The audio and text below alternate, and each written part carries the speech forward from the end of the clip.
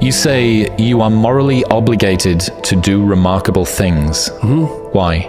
Well, I think partly because life is so difficult and challenging that unless you give it everything you have, the chances are very high that it will embitter you, and then you'll be a force for darkness and not good. And so, the fact that life is short and can be brutal can terrify you into hiding and avoiding. You can flip that on its head and understand that since you're all in anyways, you might as well take the risks that are adventurous.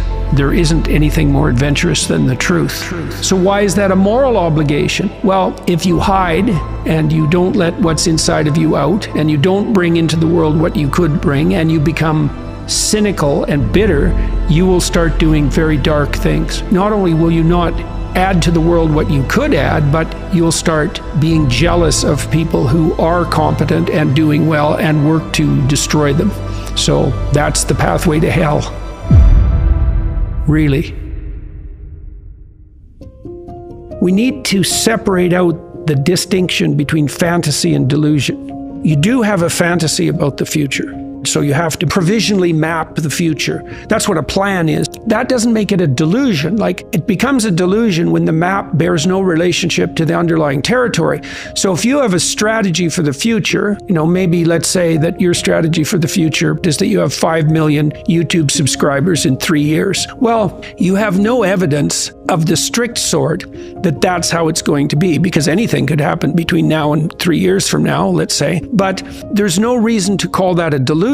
It's one hypothetically possible path of potential, and then you can make the sacrifices necessary to bring that about. So even though it's a fantasy because it maps something that isn't there, it's not a delusion. It's a delusion when you're ignoring elements of your own experience that would inform your fantasy more effectively. You're ignoring them so that you can live in a positive representation of the future without having to pay the appropriate price for it.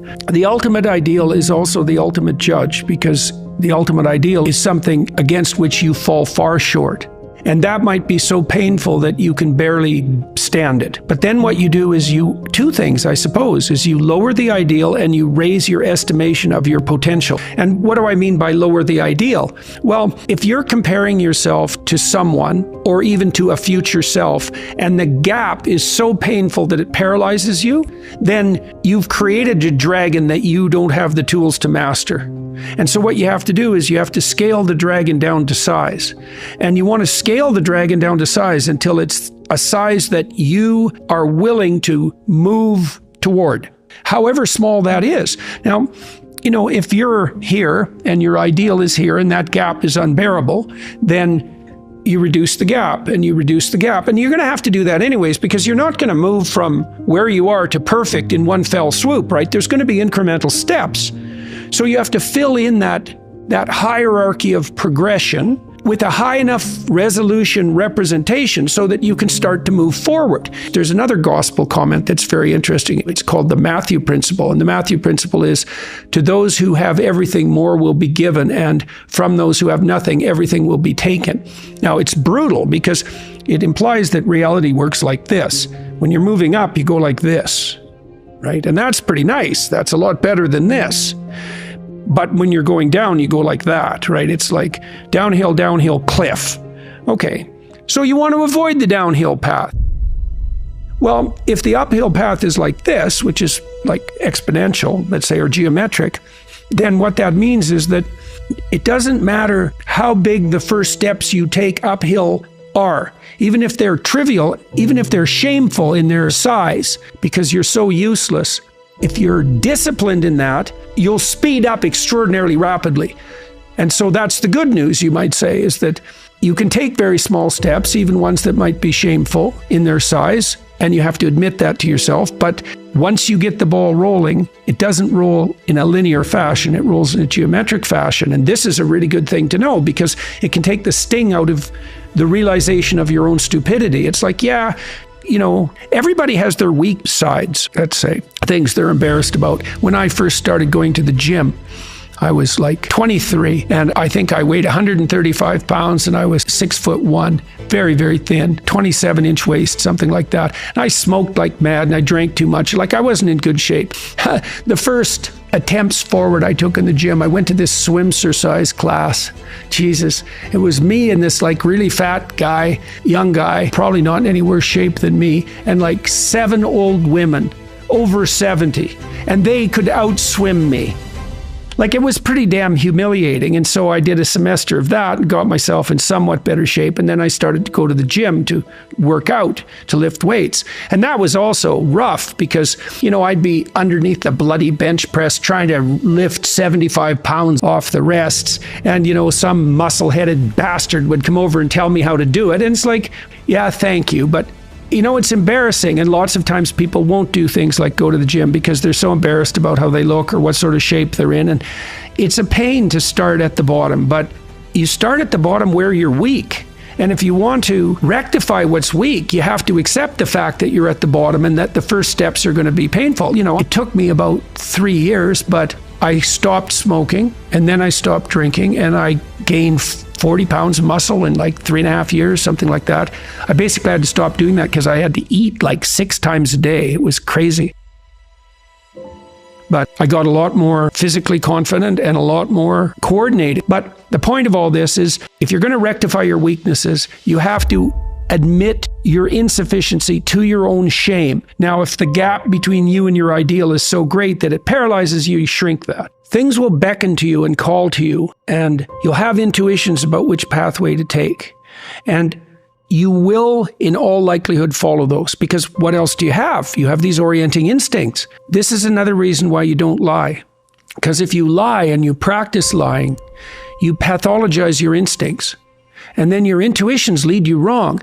And so there's a sin that's laid out in the Gospels. It's the sin against the Holy Ghost. And it's unforgivable. And people have been debating for like 2,000 years about what this particular sin is. But it's something like the pathologization of the instincts that orient you. Like, if you sacrifice your relationship to the truth, you warp your vision. And then you can't see. And then one day it'll be dark and there'll be sharp things in the fog in front of you, and you'll wander right into them because you've pathologized your own vision. Yeah. You don't want to lie because you program yourself falsely, and then you automatically see what isn't there. And then, of course, the world will slap you in the face continually, and you'll think, oh my God, the world's such a pathological place.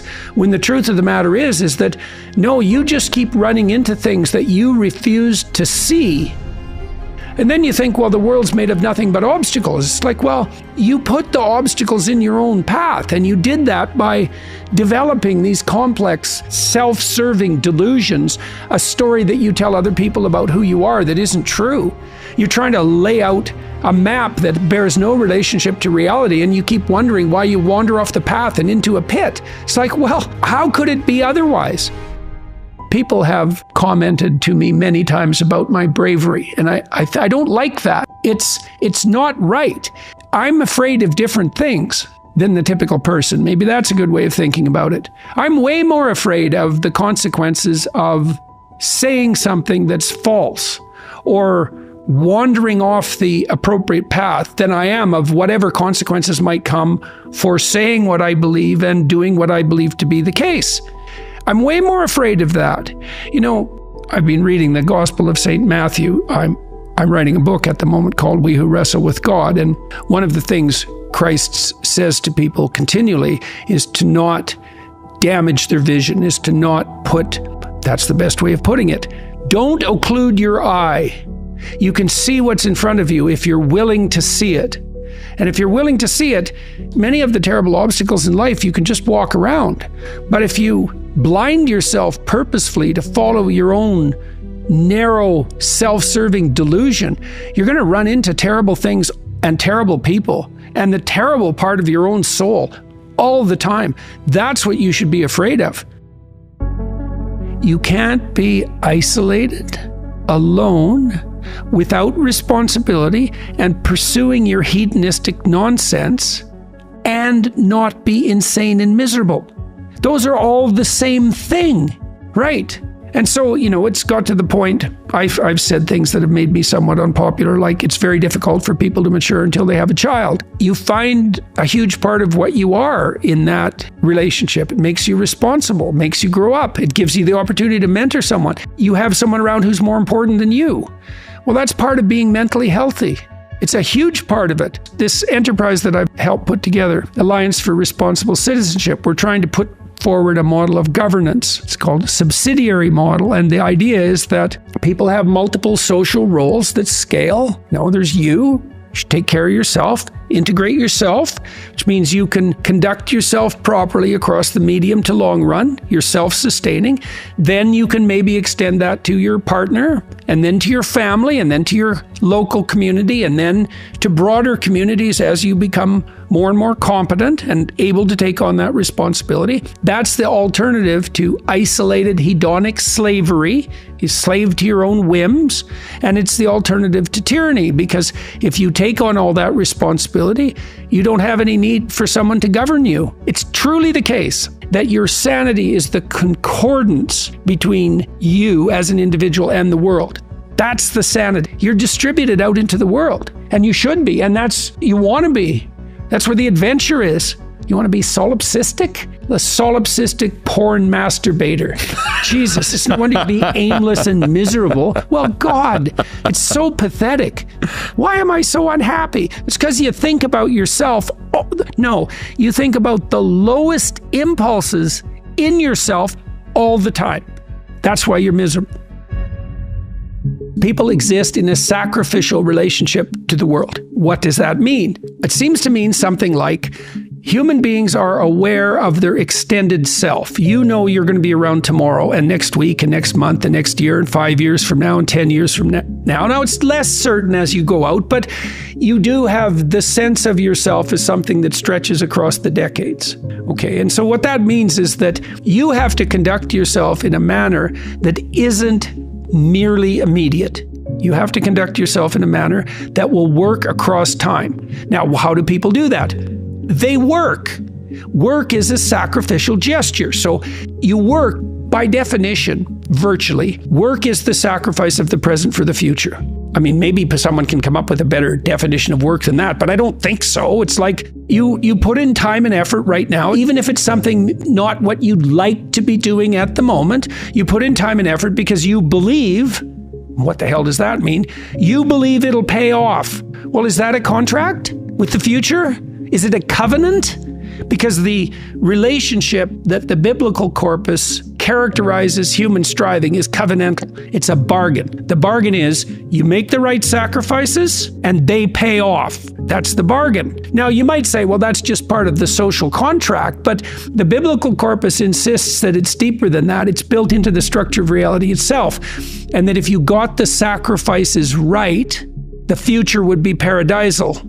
That's a kind of sacrifice right there, is that you're willing to sacrifice your short-term physiological and psychological comfort for a medium to long-term benefit. It's the essence of sacrifice. This is something the atheists don't understand about the biblical narrative, is that the narrative insists that we live in a sacrificial relationship. It's the essence of humanity to live in a sacrificial relationship. It's like, well, is that true or not? Well, as you mature, your relationships are more sacrificial. It's less about what you, in your narrow sense, want right now, and it's more about what's good over the medium to long run, including other people. Well, that's a sacrificial relationship. Now, the covenant, and this is a matter of faith. It's the matter of the deepest faith.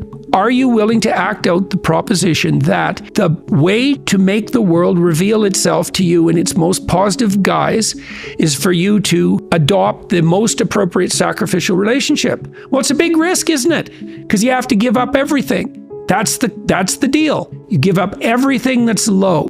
Everything. Well, that's what the Christian passion is, because the Christian passion is an archetypal story, because Christ is the person who sacrifices everything, thoroughly, 100%. There's no indecision because you age.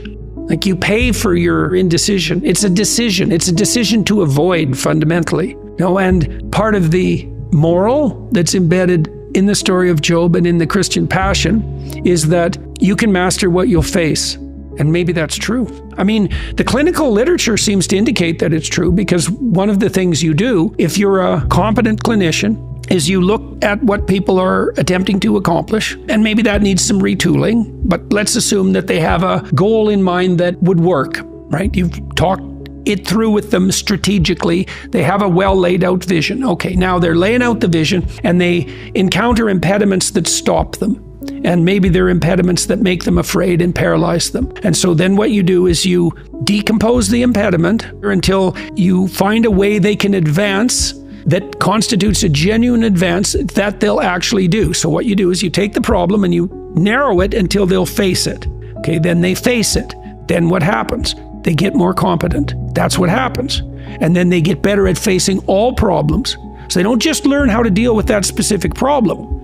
They learn a lesson that generalizes across problems. They get braver. When you use exposure therapy, people don't get less afraid, they get braver. And that's way better, because braver moves from situation to situation. Okay, so the question is, if you faced everything that was put in front of you, who would you be? Well, the biblical answer is you'd be a true son of God. That's the biblical answer. It's like, well, do you believe that? Well, it depends on what you mean by believe. Do you have a better bet than facing what's there? Well, you just have to be sensible about it for a moment. It's like, is your theory that you're going to adapt better using falsehood and avoidance? Because that's the contrary theory. You either face it, and you do that predicated on the faith that something in you will respond if you do, or you don't face it. That's it. Those are the options. If you don't face it, that's faith too. That's faith in the notion that avoidance and deception will suffice. There's technically two different forms of reward. There's consummatory reward. That's what an orgasm is. It's consummatory reward. It brings the behavioral and perceptual sequence to a halt. It ends it, right? At the climax, it ends it. But then it's over. That journey is over, right? Then there's the dopaminergic reward. And dopaminergic reward is evidence of advancement towards a goal, right? Okay, so there's a corollary to that. Well, how do you become optimally engaged? Because dopamine facilitates engagement and focus, which is why drugs like amphetamines can be used for kids who are attention deficit disordered. You tap up the dopamine response, they lock on, right? Okay, so they're locking on to a goal-directed pursuit. The problem with amphetamines is that they can lock you on so hard you can't get out of the frame. So like kids on amphetamines will obsess, for example, about cleaning up their closet. They can't switch to the next activity. Okay, dopaminergic reward is reward that's accrued in relationship to a goal. Okay, so what's an implication of that? Well, pursue the highest possible goal. Well, why? Because the kick from advancement is higher. Now, you have to balance that. It can't be, you have to advance, right? Because imagine the reward's got two components. Number one is you're moving towards something valuable. Okay, so you want it to be as valuable as possible. Okay, but you have to be moving. You need something extremely valuable that you can move towards. Okay, so part of the reason that you establish a relationship with God, let's say, is because that's what sets the upper bound to your vision. It's like, I want things to be the best they could be. That's a vision of paradise. Well, that has to be fractionated into, your proximal decisions, but lurking behind that should be this continual movement towards, what would you say, a heaven that recedes as you approach it. That's the proper vision of heaven. A heaven is a place that's perfect and getting better, both at the same time. That's what music shows you, because a great piece of music is perfect, but it's just getting better as it unfolds.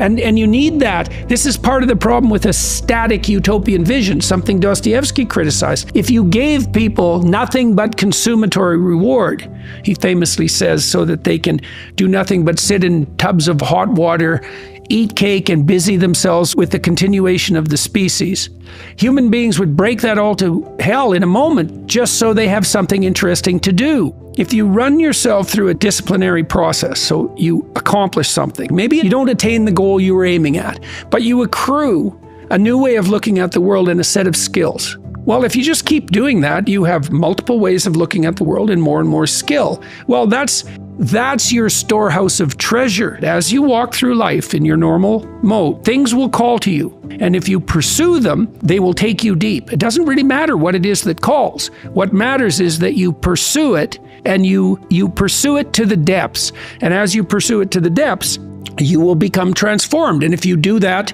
without reservation, that will turn you into the person who frees the slaves and opposes the tyrants. And that is how it works. That's the call. And that can happen in any direction, virtually any direction. You just have to pursue it with sufficient faith. Aimless is not nothing. Aimless is bad. Nietzsche said if you had a why, you could bear any how. Most people find the meaning in their life through responsibility. I believe the fundamental religious truth of the idea that life is suffering. It's suffering because we're mortal and fragile, and because we're also subject to malevolence at our own hands and at the hands of others. It's a constant existential problem. And that can make you bitter and can make you hopeless and nihilistic and depressed and anxious and likely to abuse substances of various sorts as a medication or an escape. It can augur you in a very large number of ways. And I'm suggesting to people that there is a way out of that. And the way out is to confront that forthrightly and to adopt responsibility in your own life and to try to make the world a better place, and that it's necessary to do that. And that if you don't do that, that things go badly. I think the deck is stacked against everyone to some degree because life is very difficult and we all die. But some people do have it harder than others. And all of us have it very hard at some times in our lives. It's like, well, what's the alternative? You take responsibility for that and try to struggle uphill, because the alternative makes everything worse. Find something in your life that's so worthwhile doing that the fact that you're going to suffer is justifiable. Yeah, life's rough, no doubt about it. And if good luck comes your way, then you should be grateful for it. And if happiness manages to manifest itself, you should be grateful for that too. So then you might ask yourself, well, what's the best antidote to the discomfort of life? And you might say, well, it's comfort. And I suppose that's what you act out when you swaddle a baby. But a better antidote is something like adventure to excellence. And that's far better antidote to suffering than the mere absence of suffering. So not to say that the mere absence of suffering, that's not nothing. I've been a psychotherapist for 20 years. I've seen things you can't imagine. Horror shows that you can't fathom, and people who have been hurt in so many ways, so many dimensions. It's like, should they be bitter? Should they be resentful? Should they become violent? These things don't help. They have to struggle uphill despite their excess burden. And it's responsibility, not guilt. It's the female crucifixion. And that's exemplified best the best portrayal of that I've seen is Michelangelo's Pieta. It's a statue of Mary, and she has Christ's body on her, as an adult, on her lap, and he's broken and destroyed, and she's displaying that. And that's the bravery of a mother to allow that to happen, but not only that, to facilitate it. Where you go, kid. Where you go. Well, why? It's dangerous out there. It's like, yeah, no kidding. It's more dangerous here if you stay with me by a lot. So you might lose your body out there in the world, but if you stay here, you lose your soul. It's a pretty competitive world. There's lots of competition for young men in particular. There's competition for status and limited resources and for the attention of women. And just because you're nice doesn't necessarily mean that you come out particularly well in those competitions. I would like to say that you should all be smarter, but I don't know how you could be smarter.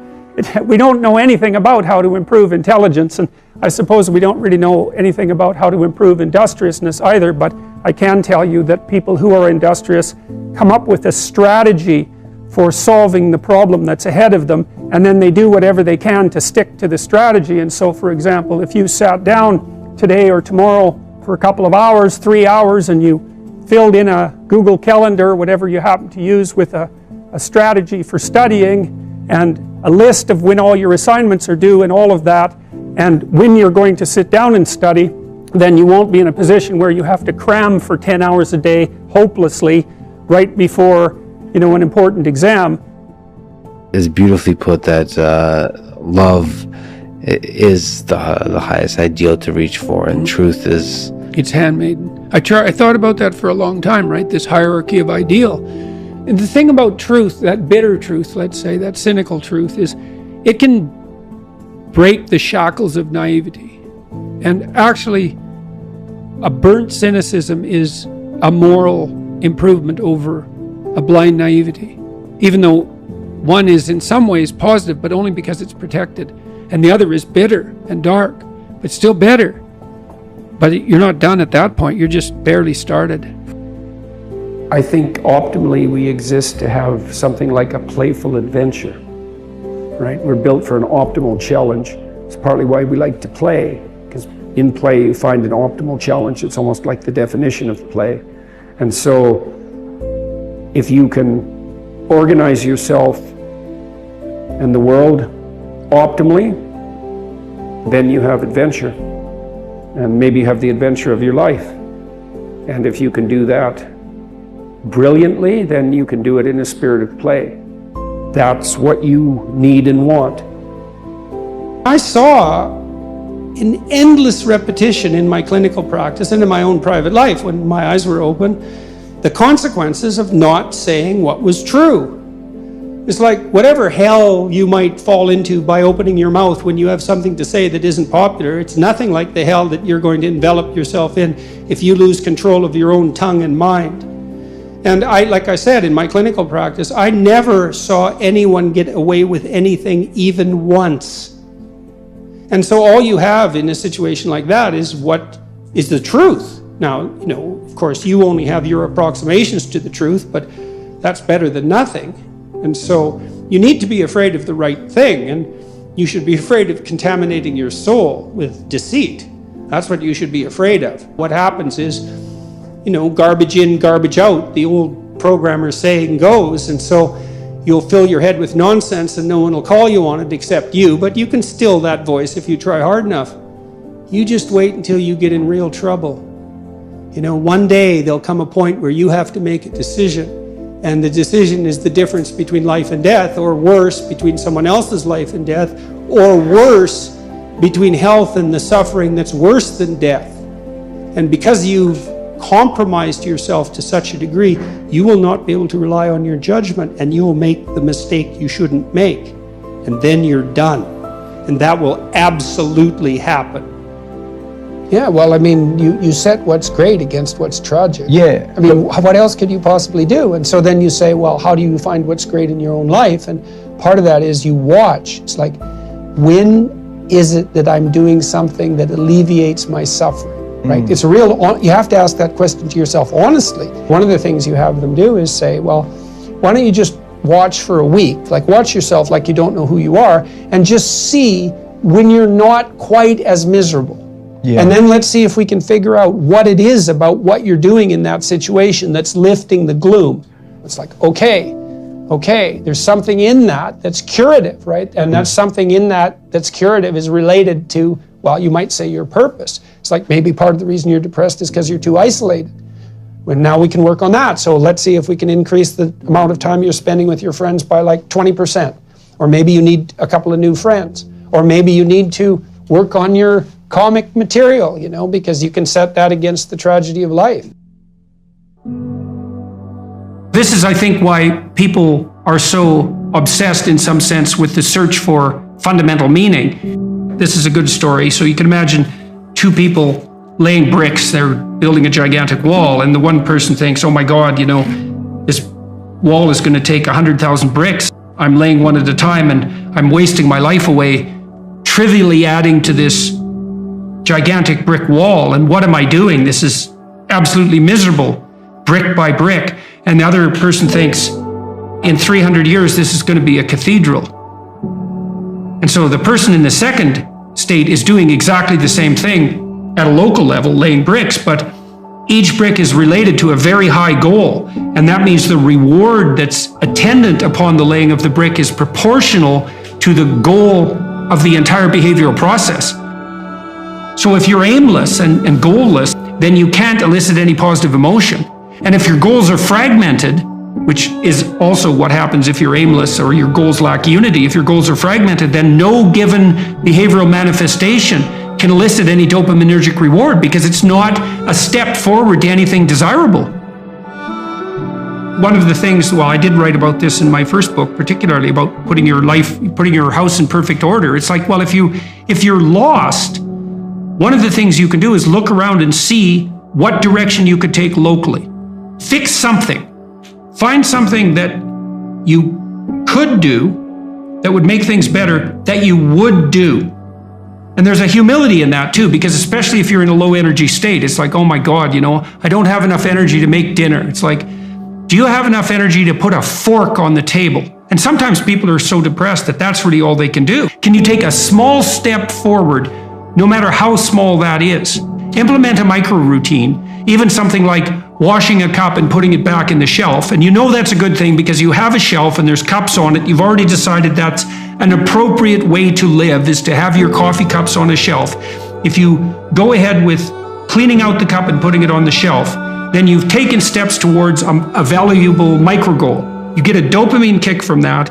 That transforms itself into adrenaline and energizes you. In part, what the dopamine system is doing. So imagine that the purpose of the dopamine system is to elicit a satiating reward, fundamentally. But then the satiating reward is something that has to be approached in steps. And so in order to maintain the motivation necessary to approach the satiating reward, you have to mark each of the steps with a marker of pleasure.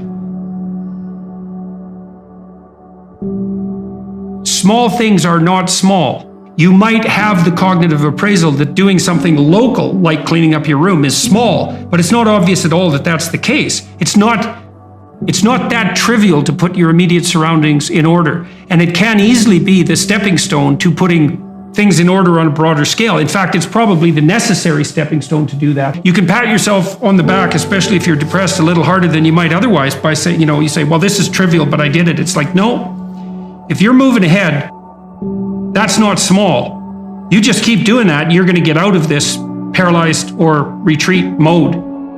If you're in the zone of proximal development, you're pushing your skill development one increment forward. And it's one that you can actually manage. Imagine that you have someone who's habitually avoidant. And maybe they're avoidant because when they become possessed by negative emotion, they become hyper aware of their internal state and they feel the panic. And so then they freeze or retreat. And they do that constantly. And then they're in this terrible negative emotional state all the time because every time they see a stimulus that's associated with retreat, they get gripped by these interoceptive sensations. And so you say to them, well, we're going to reverse that. Instead of you being gripped by that, you're going to expose yourself to that voluntarily. See, if you do that repeatedly with people, not only do they stop being afraid of the things that you're showing them, that you're exposing them to, but they become more likely to approach other things they're afraid of, far more likely. In fact, it doesn't exactly look like people get less afraid at all. It looks like what happens is they learn to get braver.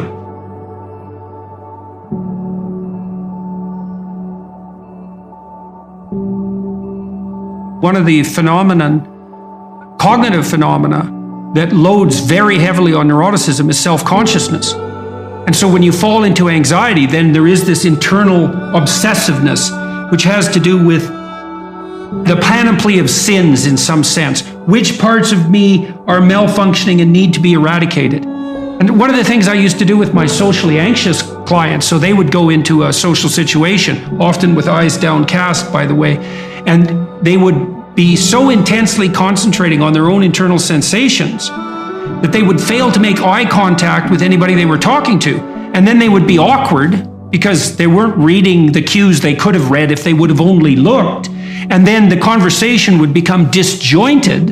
And then they would get anxious and fall into themselves. And so one of the things that I taught them to do wasn't to try to calm themselves down, but to try to calm the other person down. So when you go into a social situation, pay more attention to the other person. Like just focus your attention outward. And if the person had any social skill, sometimes I had clients who had no social skills. And so they were anxious socially because they actually didn't know how to behave socially. So then you had to teach them the social skills. But some of them had the skills but wouldn't activate them because they were so neurotically obsessed with their own inadequacy that they failed to attend to the cues that would elicit the proper responses. And all they had to learn to do was watch. And then they would automatically respond because they knew how to have a conversation.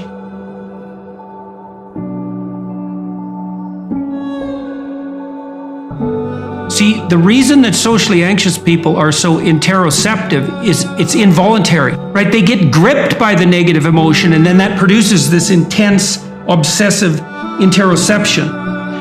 That might not happen if they did it voluntarily. This is why exposure therapy works so well in psychotherapy, is like, well, I'm afraid of something, and if I go near it, then I'm possessed by negative emotion. Well, that's if you go near it accidentally. I'm going to have you go near it purposefully. And what you're going to find is that to the degree that you do it purposefully, that response will be quelled. And that happens. It's extraordinarily reliable. Imagine you anticipate something and then you make a mistake. Now the question then becomes, how significant is the mistake? The depressive takes that punishment response, let's say, that's a consequence of failed anticipation, and can't bind it. It just takes out all of their potential future selves. And so then they're in a depressive pit. That's too much learning from failure. That binding problem is really tricky. One of the rules of thumb for that that's extremely useful, that's socially instantiated, is innocent until proven guilty. So you might say, when those thoughts come up, because they're adversarial and accusatory thoughts, you might say, well, that is part of the realm of possibility. But when your child does something wrong that's minor, you don't say you're a rotten kid. You bind it. You say, look, kid, here's a bunch of things you're doing right. But in this particular example, specific situation, here's the minimal thing you did incorrectly and how to alter it. And it's a really good habit of mind to address towards yourself as well as to other people, which is to say, well, what's the minimum crime that I'm responsible for in this moment? And that's part of this miracle of the presumption of innocence, and especially without proof. A lot of what I did in my clinical practice to people who had a depressive temperament was help them make a case for themselves. It's like, well, maybe you're as bad as you think you might be, but maybe not. Let's take the contrary argument and only narrow the repair to the absolute minimum that needs to be manifested. Sometimes when you make one little mistake, it is actually an indicator of a flaw in your character. But most of the time it isn't. And it certainly can't be responded to that all the time, because then you'd never be able to make a mistake without wiping yourself completely out. You want to make it as local and precise as you possibly can. And that's also one of the advantages to removing yourself from a rage or an anxiety state, because a rage or an anxiety state is low resolution and global. And so it'll be globally accusatory. So you want to specify it and you think, okay, well, what's the minimum necessary behavioral transformation to ensure that similar mistakes are not replicated in the future? It's like if your roof leaks, you don't have to dig a new foundation. You can just fix a few shingles. And you might think, well, the rain's coming through, so you have to tear down the whole house. It's like, well, no. And you might panic and run around because the water's coming in, but it's still a bad idea to dig up the foundations every time something trivial maintenance problem needs to emerge. And so one of the things that's very useful to learn is like, well, is this only a trivial maintenance problem? And one of the advantages to that too is that if it's not the collapse of your entire self, let's say, and it's a trivial maintenance problem, you're much more able to activate that courageous response to anomaly that's part and parcel of exploratory behavior and eventual success. So, and part of the trick of many sorts of, well, I would say religious training enterprises, certainly the meditative enterprises, is something like, how do you tell yourself a story, like a real story, though a story that actually works, where you can confidently approach the thing that's blocking your path? Sometimes you take a leap forward and you learn some things, but you can't catalyze a new identity, so you try to go back and hide in your old identity. And that actually doesn't work because, well, things have changed and you've learned something and that isn't who you are anymore. And so it's like you have to cut parts of yourself off in a destructive manner to fit back into the person that you were. One of the times in your life when you actually realize that you're an individual is when you'll go and ask your parents something and you'll realize they actually don't know any more about what you should do than you do. And that sucks. And that's partly why people are often willing to maintain a tyrant-slave relationship with their father. It's like, on the one hand, you have to be inferior in a relationship like that. You know, you've always got the judge watching you. But on the other hand, there's always someone who knows what to do. There's always someone standing between you and the unknown that you can go ask, what should I do? Well, at some point you'll realize that the reason you can't ask that anymore is because they actually don't know any more than you do. And then that's a pain, like that is a symbolic death. And that's also when you establish a more individual relationship with your parents. It's at that point that you could conceivably start taking care of them instead of the reverse. And that's a time that should come. But you have to let that image of perfection go. And that exposes you.